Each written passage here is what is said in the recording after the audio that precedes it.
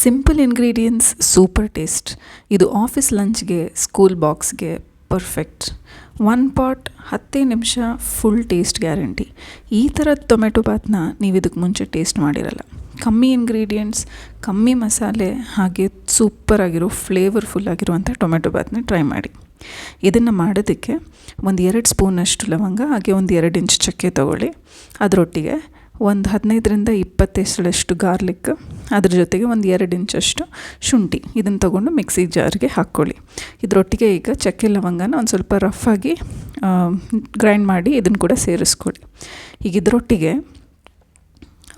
ಅರ್ಧ ಟೇಬಲ್ ಸ್ಪೂನಷ್ಟು ಅಚ್ಚ ಖಾರದ ಪುಡಿ, ಹಾಗೆ ಅರ್ಧ ಟೀ ಸ್ಪೂನಷ್ಟು ಧನಿಯಾ ಪುಡಿನ ಸೇರಿಸ್ಕೊಂಡು ಚೆನ್ನಾಗಿ ನುಣ್ಣಗೆ ರುಬ್ಕೋಬೇಕು.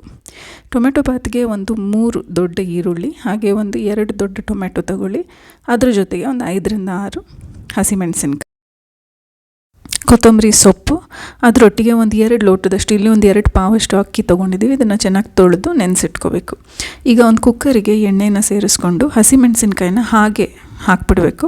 ಇದು ಚೆನ್ನಾಗಿ ಕುದ್ದಿರೋ ಎಣ್ಣೆಲಿ ಹಾಕಿದ ಮೇಲೆ ಒಂದು ಸ್ವಲ್ಪ ಮುಚ್ಚಳನ ಮುಚ್ಚಿಟ್ಬಿಡಿ. ಇದು ಸಿಡಿಯುತ್ತೆ.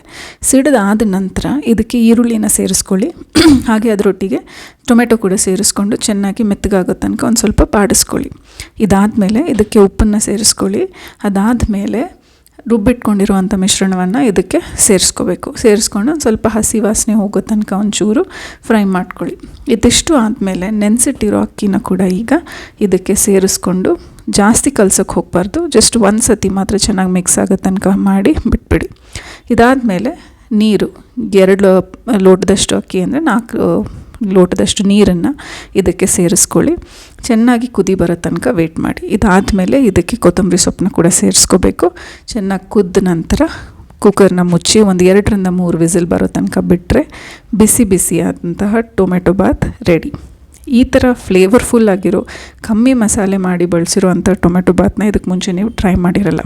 ಟ್ರೈ ಮಾಡಿ, ಖಂಡಿತವಾಗ್ಲೂ ನಿಮ್ಗೆ ಇಷ್ಟ ಆಗುತ್ತೆ. ನಿಮ್ಗೆ ಇಷ್ಟ ಆದರೆ ಲೈಕ್ ಮಾಡಿ, ಶೇರ್ ಮಾಡಿ, ಸಬ್ಸ್ಕ್ರೈಬ್ ಮಾಡಿ, ಹಾಗೆ ಕಾಮೆಂಟಲ್ಲಿ ತಿಳಿಸಿ.